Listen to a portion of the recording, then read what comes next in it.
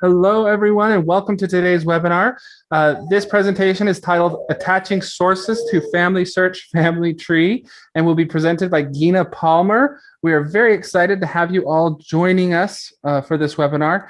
Before we get started, we do have a couple of housekeeping items that we do need to address. First and foremost, this class is being live streamed. You will be able to see a recording of this class on the FamilySearch YouTube page after the class has been finished. Second, we will be posting a link to the chat in the handout, or a link to the handout in the chat if you're attending via Zoom, and we'll be adding that link to the comments on YouTube as well. Third, if you do have a question, please feel free to post that question into the chat or comments feature on the respective platform that you are using. We will try to answer questions as they come in, but we will have a question and answer session following the webinar. So if we don't get to your question during the webinar, we will try to address it after. Many questions that come in are addressed in the presentation. So we do ask for your patience, and you might think about waiting till the end of the presentation for your question, as many of those questions will be addressed during the presentation. Fourth, if you're attending via Zoom and would like to have your question or comment seen by everyone, please make sure that your chat message is set to panelists and attendees. Fifth, we do have the live transcript feature turned on in Zoom. The live transcript feature is automatically transmitting subtitles to our YouTube audience. And unfortunately, if you're on YouTube, you cannot turn those off. If you are on Zoom with us, you are able to turn the transcript off by clicking on the live transcript button on the bottom of your screen and then clicking hide subtitles. Finally, if you would like to attend more of our webinars and learn more about them, you can view them by searching Family History Library webinars on Google or visiting the Family History Library Facebook page and checking out our events. So we now turn the time over to Gina Palmer. Thank you. Thank you. Welcome, everyone. I'm glad to be here with you. And so we're just going to jump right in. So today we're talking about attaching sources. And since in FamilySearch, the tree that we're working on is meant to be a collaborative effort. And so, everyone's working together. And so because of that, we want to be able to provide sources for the information that we add to the tree. And so it's really important to be able to attach sources. So in Family Tree, we have a lot of helps to find sources and to attach them to the tree. So first, some of the things we're going to be talking about today are the record hints and also, search options, and then specifically how to attach the various sources that we may have that we find in FamilySearch or outside of it. So starting off, we have record hints. And so on your person profile, you'll have record hints, usually up to about 3 of them that are listed. But you'll also see that there's if there's more. So if there, you see show all, you can see how many record hints there are for an individual. And so there's a whole list of them. Okay, so I'll go back to his detail page. So yeah, if you find a record hint, you want to check it out. And so we'll look at the 1910 census example here. And so you'll see an index, information that has been indexed from the record, and you want to compare that to your individual and make sure it is the same person before you attach them. And if you want to go ahead and attach them, you can review and attach. It's also always recommended that if there is an image available, to review that, because you'll find additional information that was not included in the index. So in our example here, just a quick overview, we've got William Jonathan Leinbach, and his family and family tree consists of his wife and a child. So if we want to look at the 1910 census, we see, he has a wife, and the child died before 1910, but we still want to look at the record. So view the original record, and you can look at it.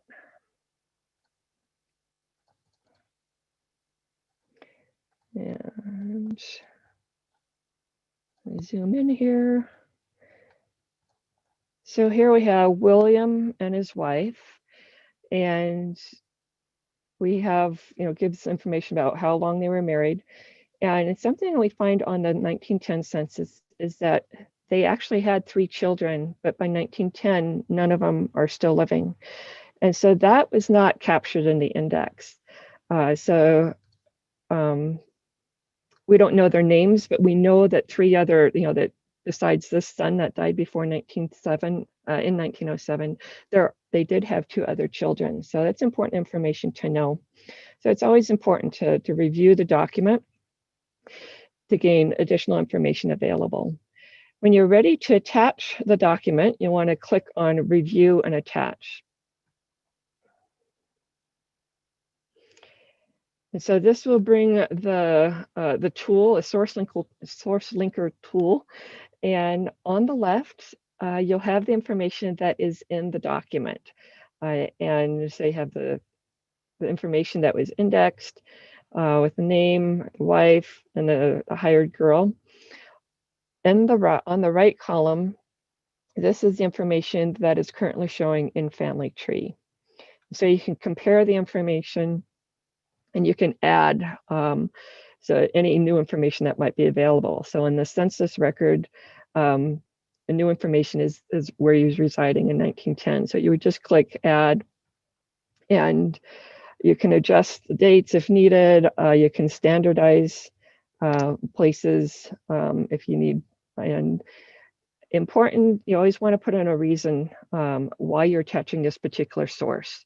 And it could be, it's related to, it provides evidence of information or relationships. So just, explaining to others, why are you attaching this to this person? Over here, we have tag events. And so this will, for different documents, you'll have different information. So here they have name, sex, and birth that was included in the document. So you can tag these items to indicate that this document provides information about those particular items. This option to add source to a source box, so that you want to use if there's like other individuals on the document that you want to attach this document to later. So you can, click add to the source box, and that will then show up in your source box. And then, you can just go through the same, you can look at, compare the individuals, add the information, attach, and go on with that.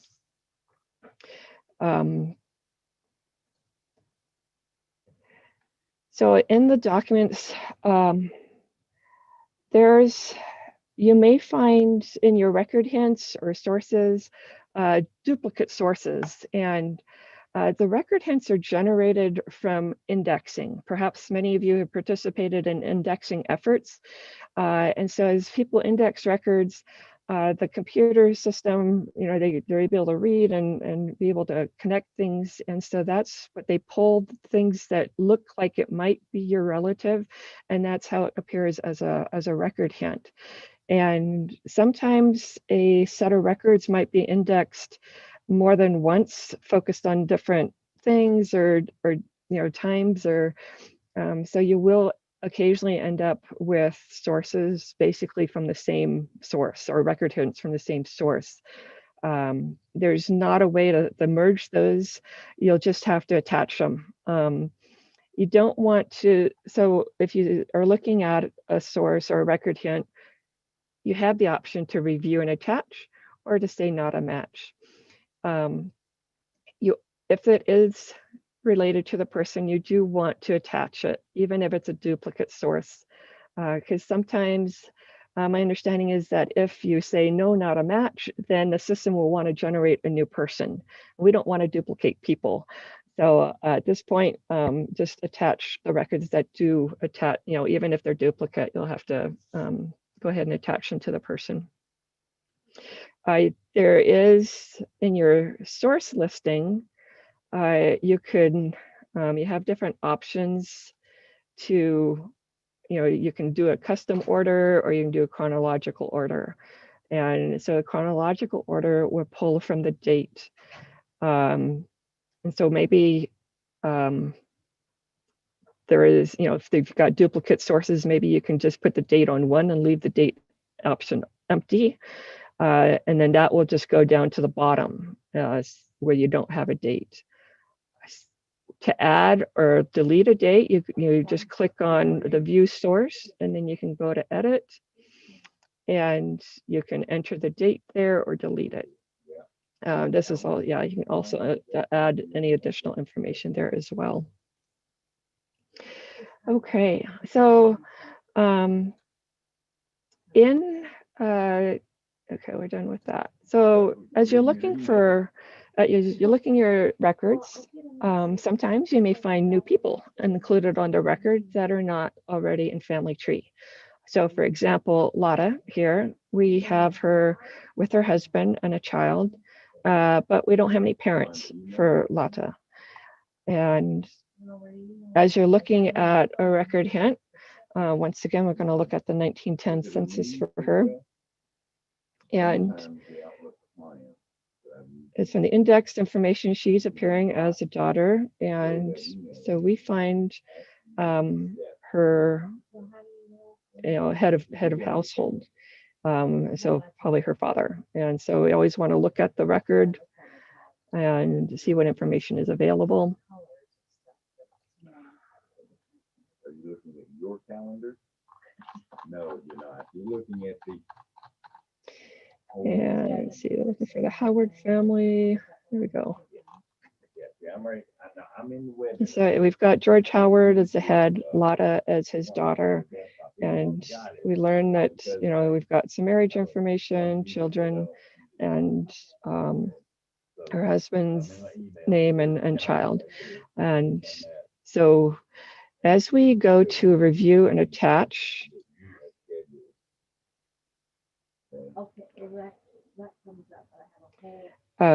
we have the option to add her father because he's not already in Family Tree.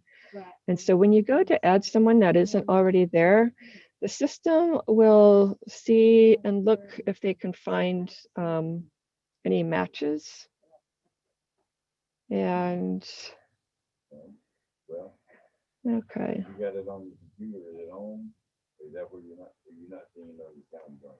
And then if, oh, okay, before there was a match. Okay, we'll see what. Well, we can also go, if they don't find a match,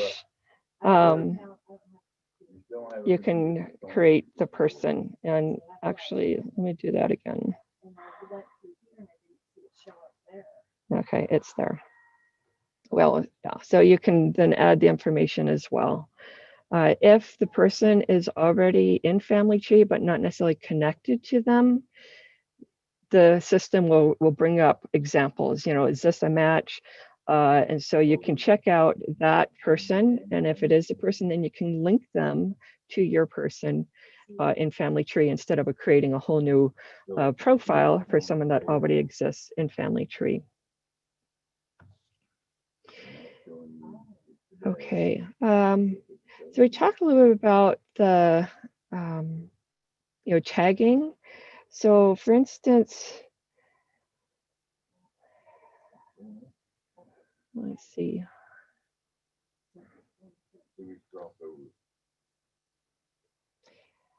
So on this example, well, we see that, there's a birth date and it indicates there's a source.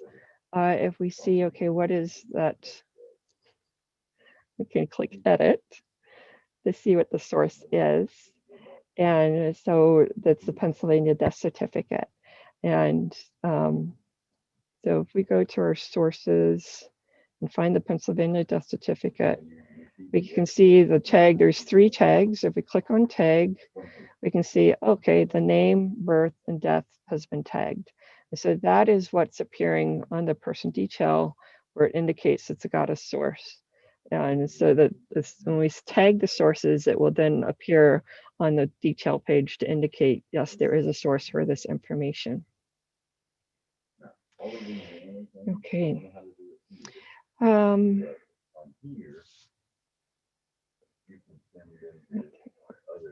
Okay, so we talked about sending a source to the source box, and so an example here is Anna Dressel.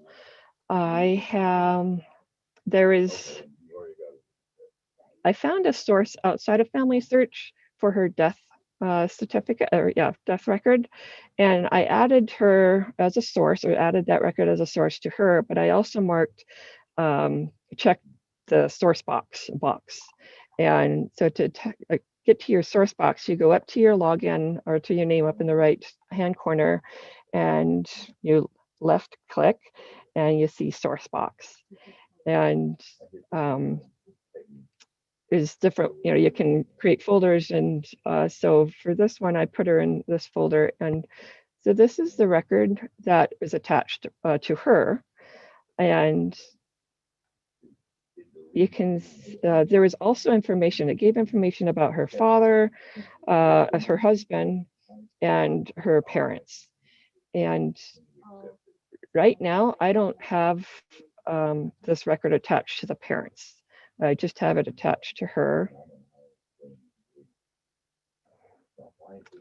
Okay, let me go back, maybe.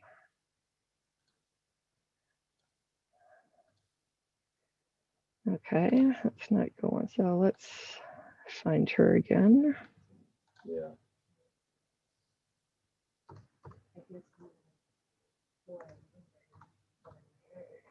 So yeah, so usually you should be able to go back. Okay, here we are. You'll have to find this email. Right now, you'll have to find this email. It's not showing up in your calendar. So I have, I do know her father's name and her husband. And if I want to attach that source to either of them, I just go to their person detail page and go to sources and just verify that it's not already attached. And then you go to add source and you select attach from source box. And then you select the one you want to attach, just click that attach, and then you put a reason statement, provides information, about the relationship, or perhaps she was indicated as a widow, so that would indicate that he died beforehand. And if we didn't have a death date for him, that would be a source of at least kind of a time frame of when he died. And so for here was, provides evidence of, relationship, and you attach them. Now, when you attach a source from the source box, you have to go back to that source in their source list to the individual and tag them. So you don't have that option before. So here we can, kind of indicate that. Yeah, so you can tag whatever you want on there. And sorry. When you attach it, also here, you'll see the reason this source was attached to him. So that's using your source box and the tagging. Any questions right now, specifically the tagging or source box, or do we want to wait till the end? So we can do the questions at the end, or now if you'd like. We did have questions like what it means to tag events. Nothing, I didn't see anything else close by. Okay. So tag events. Okay, so tag events, basically anything that's in the detail page, anything that appears in the vitals. So name, sex, birth, christening, death, and burial. Those will be options that you can tag. And so it also will depend on, so when you're attaching a source, okay, I can't, let's go to stateside example. So if you're reviewing a record, not all of the tag events will appear. The system kind of will filter, because based on the indexed information, they'll pull out the tag events that have been indexed. So here we don't necessarily see death or christening or burial, so those tag events don't come up. So if information related to tag event has been indexed, you'll see that option where you can tag them. But you can go in afterwards and add additional tags if you want. So for instance, on death certificates, oftentimes they include a burial date, but that's not necessarily information that is indexed. So doesn't appear as a tag event, but you can go in afterwards back into the source and add a tag. So say for instance, on this, it's a death certificate, if they indicated, oftentimes the sex might be included or the burial date might be included on a birth certificate. So you can go back in after you've attached the source and add additional tags if you want. Okay. Do you want to keep with questions on tagging or continue and then do it at the end? Let's take one more question on tagging. Okay. How does tagging specifically help me in my research? Okay. So it's a good question. So when we're looking at a person detail page, we do see that there are sources, but it's a quick way to know, okay, what sources do I have for specific information? And so, for instance, I have 10 sources for birth, but only 2 sources for death. And so as you tag it, all the sources you attach, you can it's an organization of saying, okay, this source is good, provides evidence for a death, or this source provides evidence for a birth. And so you don't have to go through your source list all the time and look at, okay, what is this a source for? You can, if you tag the events, you can have that quick overview on the detail page. And then you can also look at, if you've got 2 sources, you can see, okay, what sources are those? And then if you need more information, you can, click on them and, get the information that's, it's indexed, then provided there. Birth has 10 sources. And you can see, okay, what sources, I have provided the death or the birth information. And you can see there's differences, it's, different years. And so it gives you an overview, and you can kind of, see what is more likely to be more accurate, or, what is this information based off of? So it provides a quick reference to sources available. Okay, so I've got the source box and tagging. So those are, we've talked about record hints. There's also talked about one more thing of different places, attached sources. So sometimes, well, yeah. So perhaps you've found a record, or you have a photo, or like maybe you went to the cemetery yourself and you took a photo of the headstone and you added it to memories at a prior date. And then it's like, oh, I want to attach that picture of the headstone as a source because it provides, a source of information. So what you can do is go to the person and go to their sources, add source, and you can say add a new memory source, because that's where you're going to pull your source from. And so for John Emblem, I found his obituary a while back and I added it as a memory. But it's like, oh, maybe it'd be a good thing to add as a source. So I can, when you're adding a memory, there's an option to either upload a new memory, so you have not uploaded it to the system before, or you can select from the gallery. So I'm going to select the gallery. I'm going to find the obituary. So this is the obituary that I found, and you select that and you attach it, and it will appear here. And then when you're adding a source, You want to include the information. So, this is 1973, and you want to put the source. So the information was, came from a newspaper. So you want to put the newspaper, the title, the date, page. Well, so the sorry, for the source title is just kind of a quick reference to what source it came from. So probably the name of the paper and the year, and I include the name of who it relates to. Down here is your citation. This is where you want to go more detail. And let me give some example. We'll go back to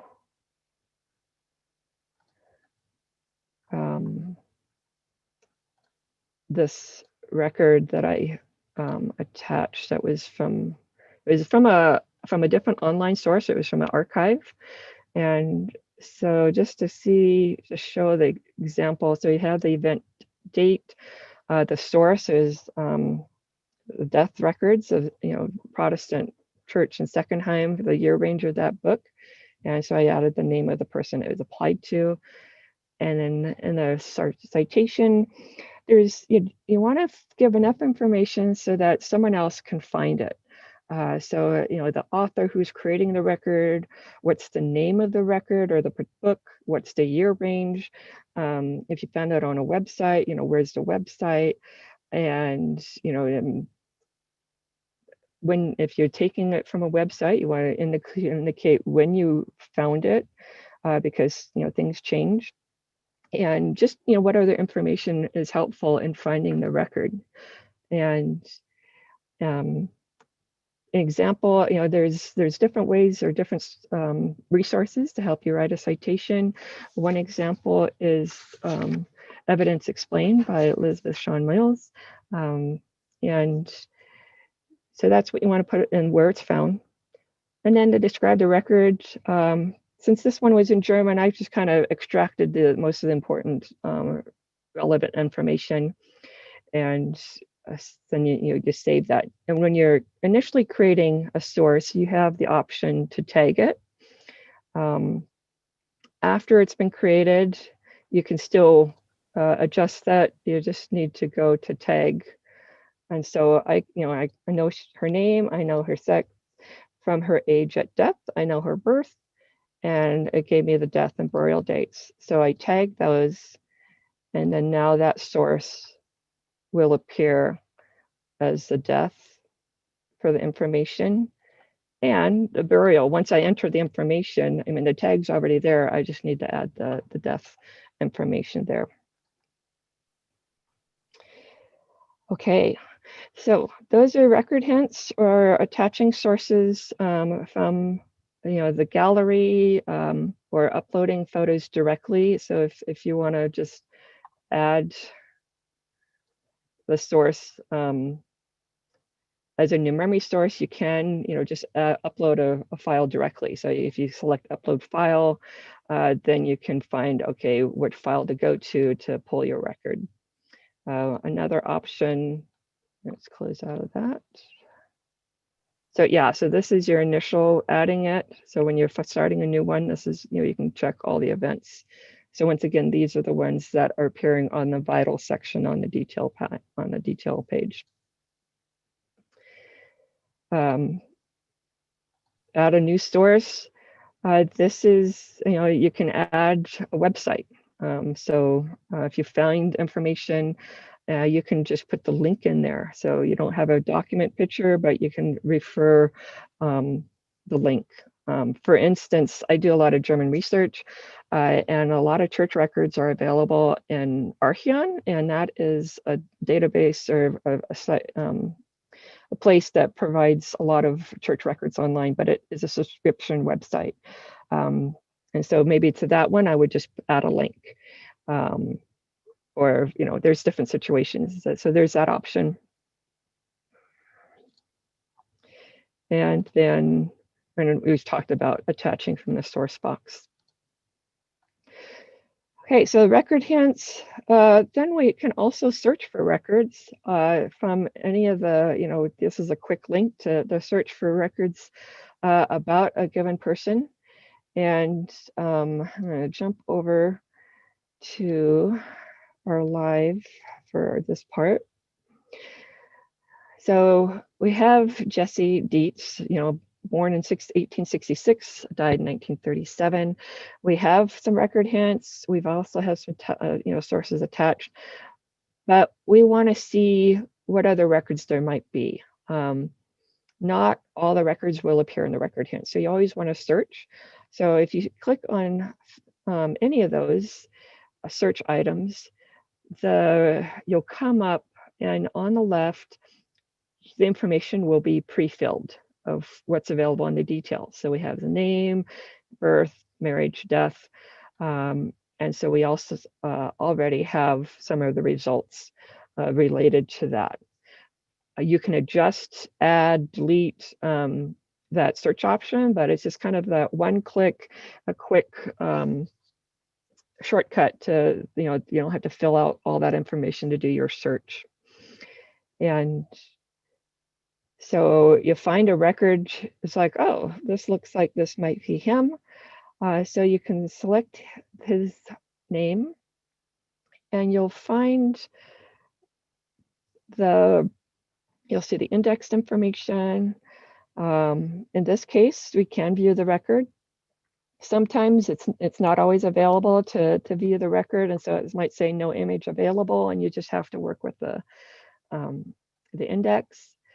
Sometimes there's a link to a partner site. So for instance, if the link was to find a grave, it would, instead of the document, it would have a link. And if you click on that, it will take you to find a grave. That's where you can then, see the images or the, that website information. You can check out the document information, especially if it's an index or other available information. You can see this is kind of tells you where you might find this document. So, if it's a microfilm number or digital, if it's been digitized, you want to use this information, note the image number to help find the document in the microfilm. Another nice feature about this part is as you scroll down, it has, let's collapse that, similar historical records. So it continues to help you look for additional records. So these are records that, hey, kind of additional record hints to say this also, might apply to the same person. So you want to approach that with the same thing with the record hints. You want to look at it, look at the documents, make sure it's your, your ancestor, and then you can go ahead and attach it.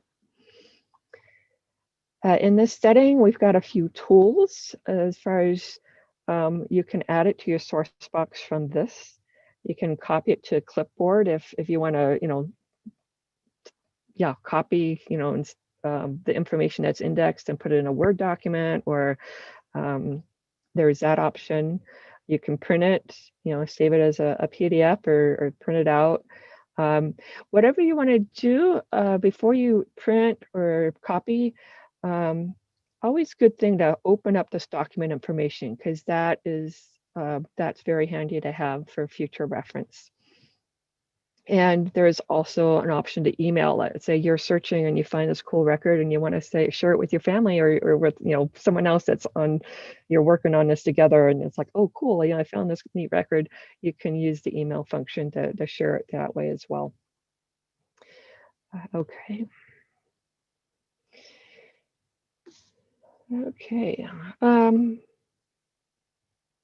So, and then you do have, if you're finding records and, you can search. So if you search of these others, you do need, to have an account with them. But, if you have that account and you go to those other sites, the same thing will happen. That happens when you go to the Family Search, that information, your search information will be pre-filled in. And so if you find information on those other websites or just in general, you can then attach as a source, go to the sources and then add it as a new source to use the website link and just fill out the information you have. Or if you want to add a memory, you can go to that as well. Okay, someone had a question about unfinished attachments. Oh, I guess I need to save that. Okay, so on this one, I have a few unfinished attachments. So what this means, so let's, just kind of,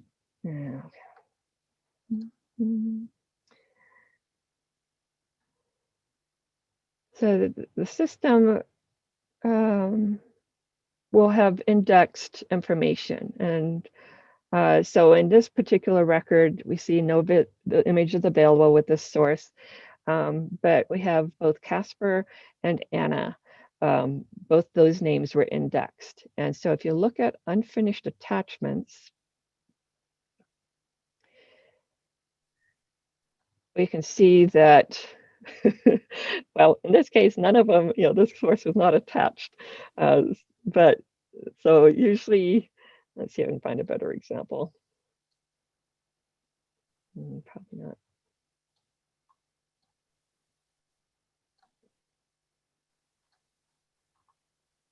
Okay, so census, let's see, view source. So in this one, there were 3 individuals indexed. And so if we go to unfinished attachments,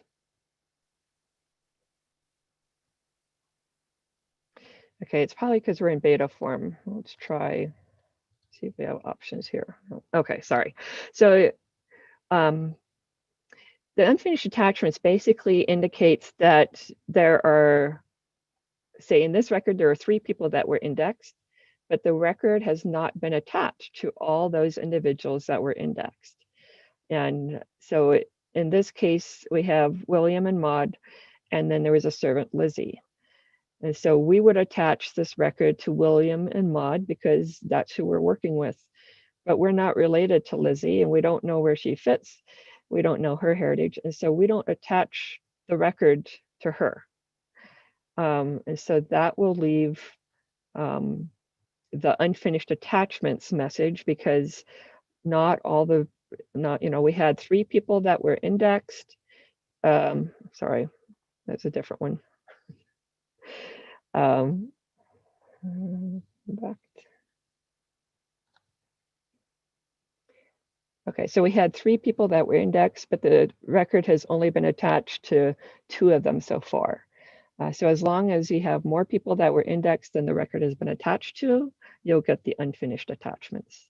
And you don't feel like you have to attach. There's going to be records where you don't have, you don't know the people, and so you won't be able to attach them. And you do have the dismiss option. So perhaps, in this situation where it's like, well, they've been attached to everyone in my family, and this person is not related. I believe then that's when you use the dismiss option to say, yep, everyone in my family is taken care of, and we can dismiss that.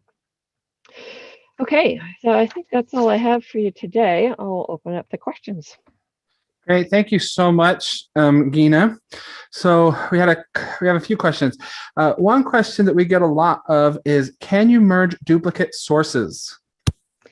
Okay, yeah, no, that is not an option. You just have to attach them. We really encourage you to attach them, even if they're duplicate. So when you go to view and attach, you do have the option to say not a match or don't attach it. If it does apply to the person, do attach it, even if it's a duplicate source.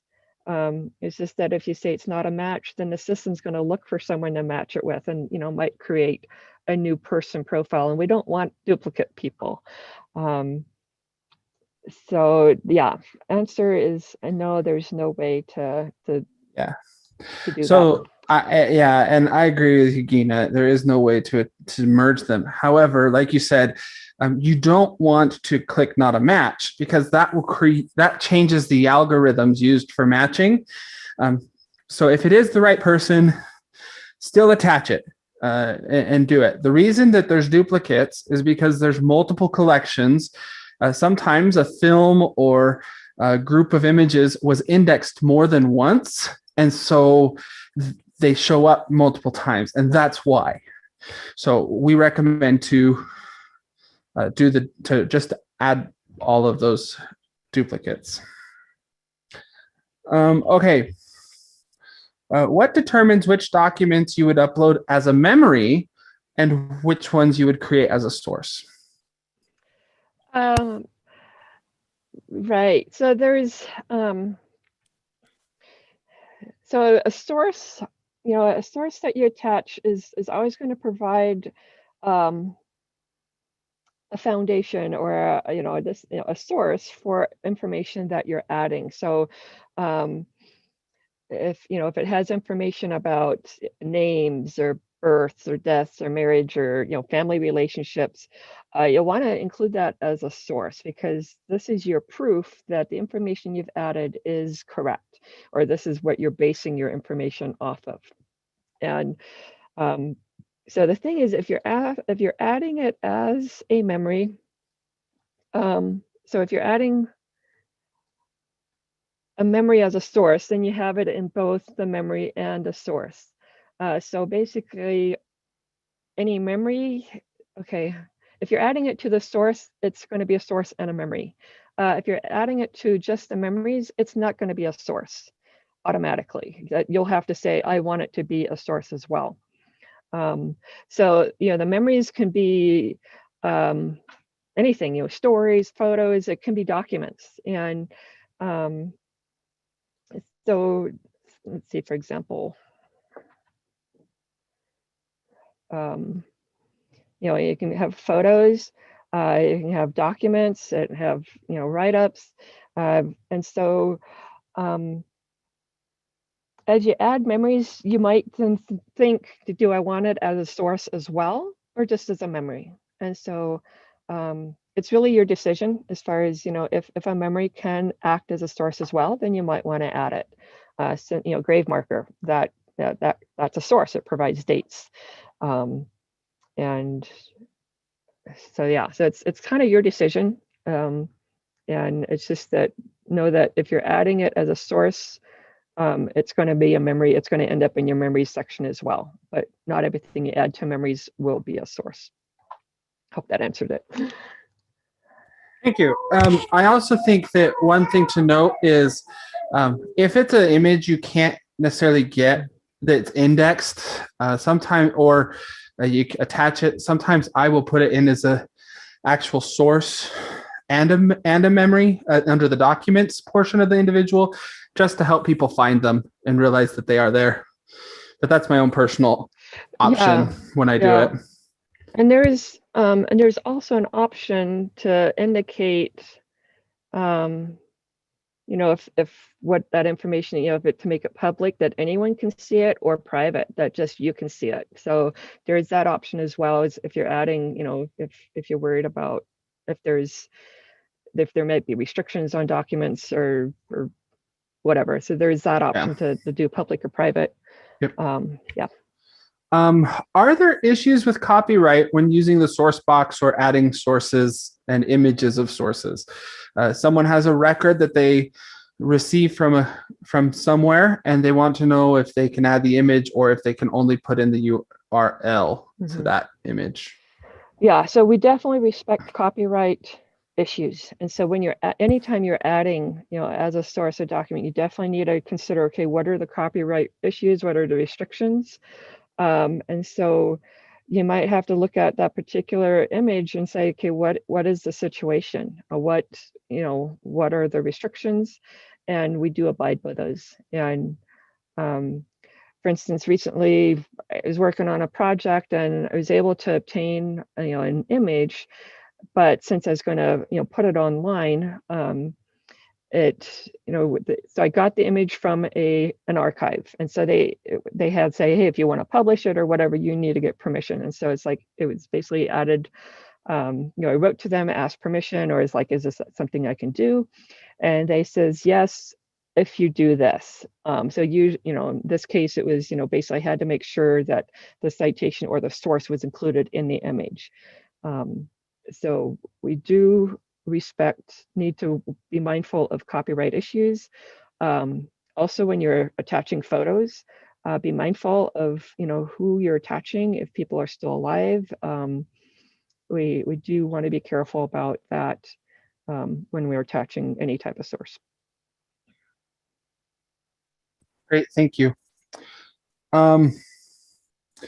What do you do with incomplete source attachments? So like source attachments that have like the priest or witnesses or housekeepers, slaves, and other non-relatives that are in those index records. Mm-hmm. So I think so that, where's that? I believe,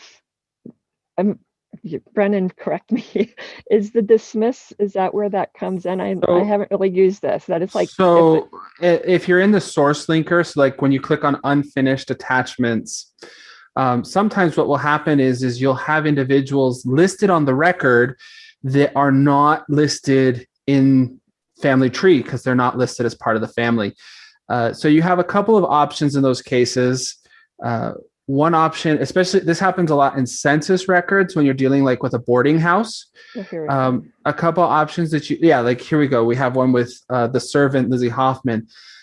They're never going to show up as part of the family on Family Tree. But if you wanted, you could either create that individual in the family tree as an unattached person, or you could also search through Family Tree using the find option that was taught in a previous class to attach that record to that individual. Or the third and easiest option is to just leave it and not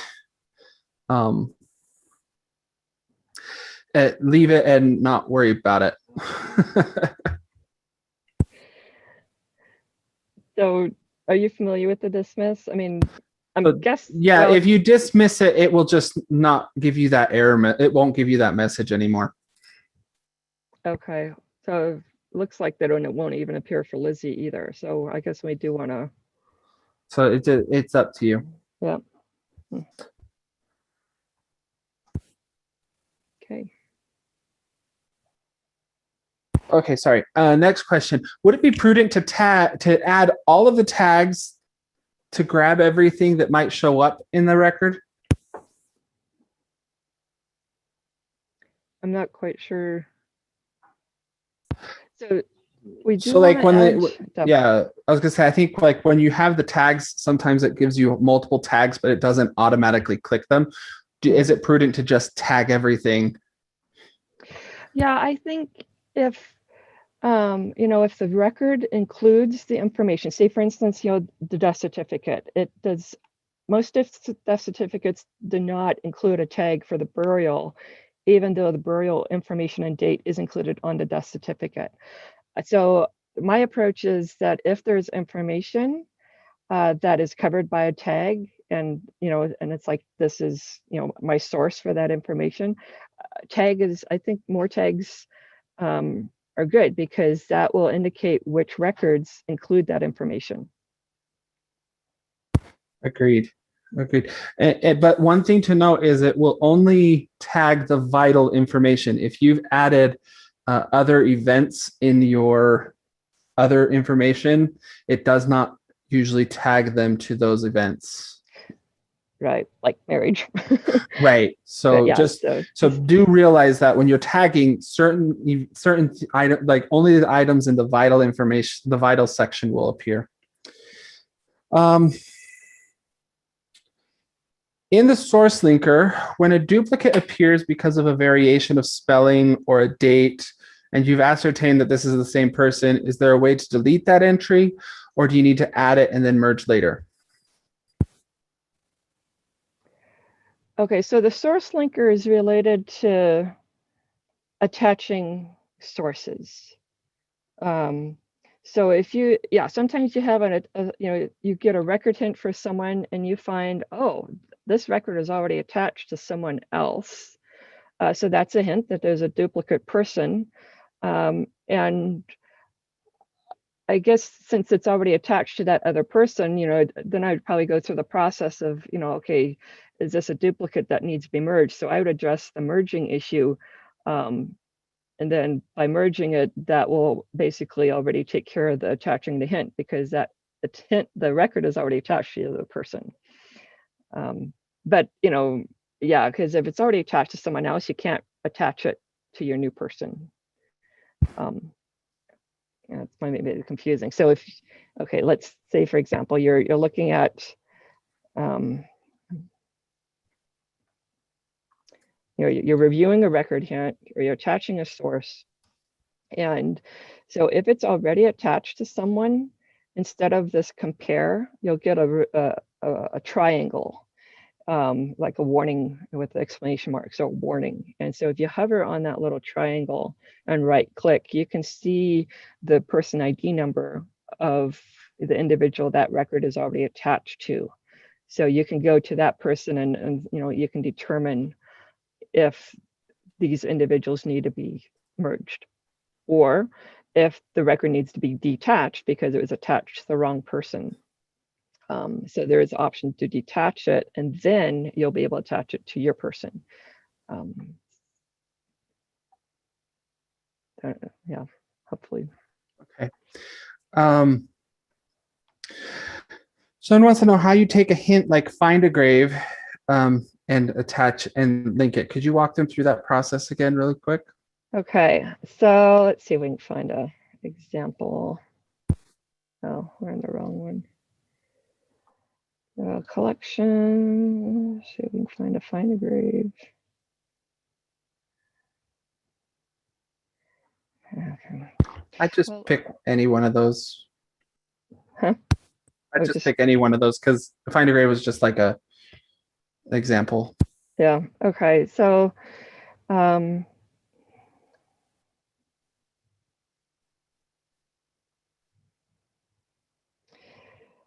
okay. So basically, so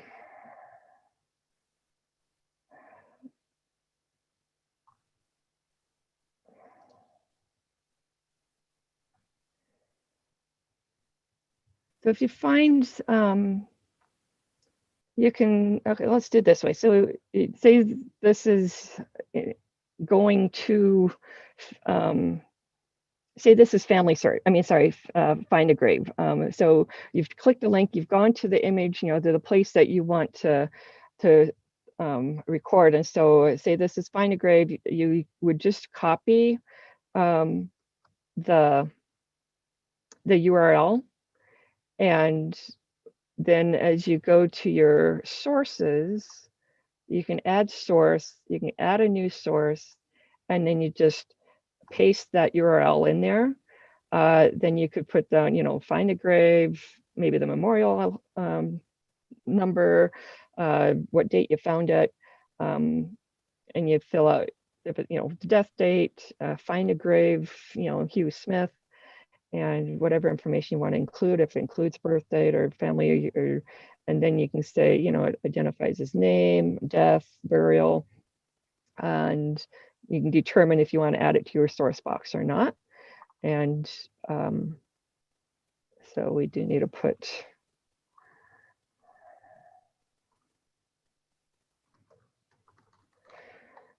your information, and then you save it.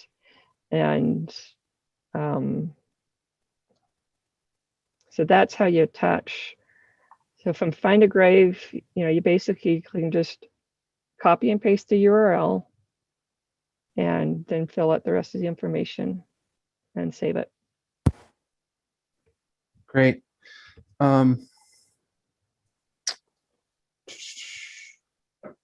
Sorry.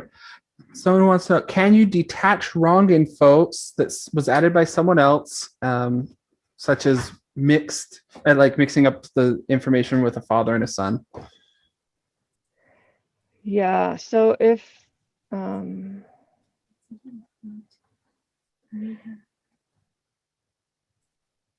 well, okay. So if you're looking at information and you decide, oh, one of these, this is attached to the wrong person. If you do view source, you have the option to detach it. And as you click detach, it will ask, why are you detaching it? And so then you can explain, this is attached to the son instead of the father, or, and then you just, then, click detach, and then that will remove it. Now, when you detach a source, it does not automatically remove information that you got from that source. So you might have to come back to your vitals and remove any information that was related to that source. It was the birth, was it residence? So that's, that's just keep in mind when you're detaching a source, you need to go back and then yourself remove information that was related to that source and not to the person that you're working with. Awesome. Another individual here, when they click on review and the review and attach button, but when that page comes up, it's not the person that they're trying to attach it to, or that it's already attached. So what do you recommend in those cases? Okay, so if it's attached and you say this is not right, so it will, okay, if it's already attached, it will indicate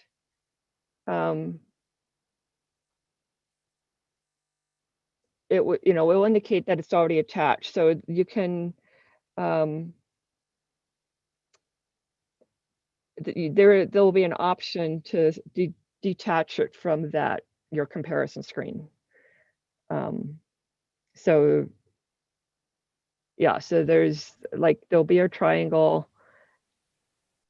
Okay, sorry, there's a couple of things. So if it's attached, already attached, it'll indicate that. If it's attached to someone else, that's when you have the triangle. But yeah, if you see that it's not, if it's attached to someone and it's not the correct person, then you want to detach it.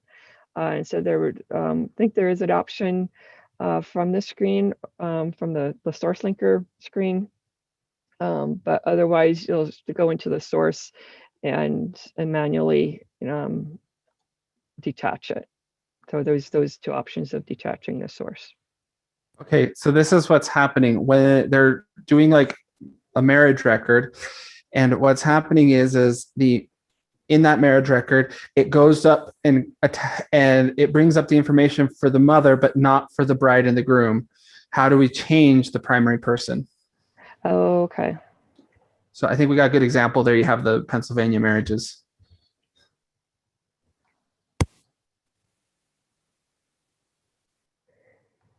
Okay. So let's see, you can open it. So we don't have, so in this marriage, this particular record, we don't have but we can change, if you want to change people, you can use these where it says change.